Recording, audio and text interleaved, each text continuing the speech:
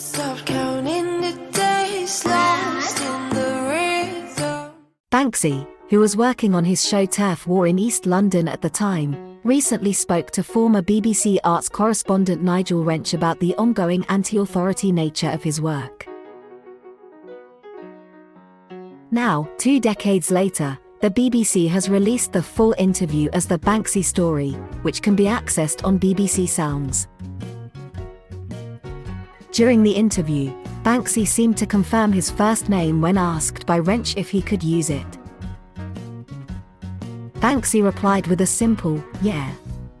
Wrench then asked if his name was Robert Banks, to which Banksy clarified, "It's Robbie." Wrench repeated the name to confirm. Over the years, there has been much speculation about Banksy's true identity.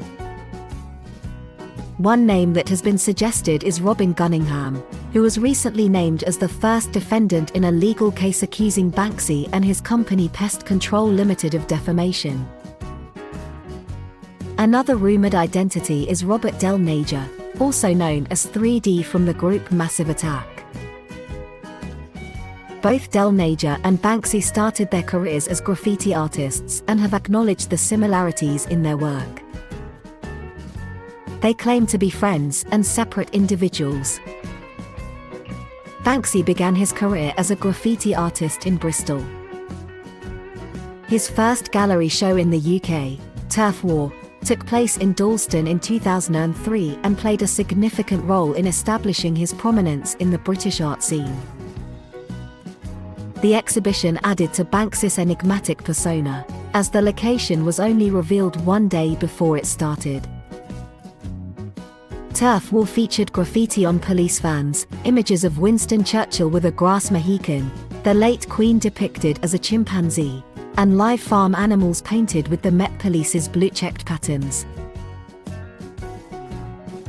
In a 2003 interview with the BBC, Banksy was asked about the modern art establishment, considering many of its members would be attending his show. He expressed his disinterest in the art world and the Brit art scene.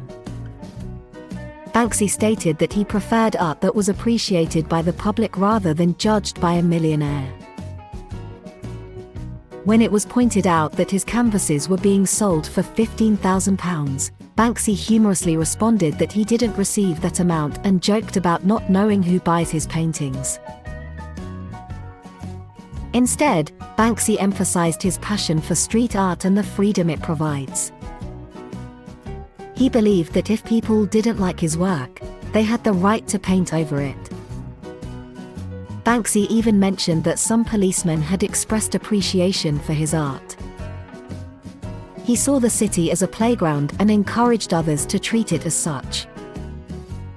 The Banksy Story is now available on BBC Sounds, where listeners can delve deeper into the artist's thoughts and experiences. Join the conversation on our commenting forum, engage in thought-provoking discussions, and connect with other independent readers.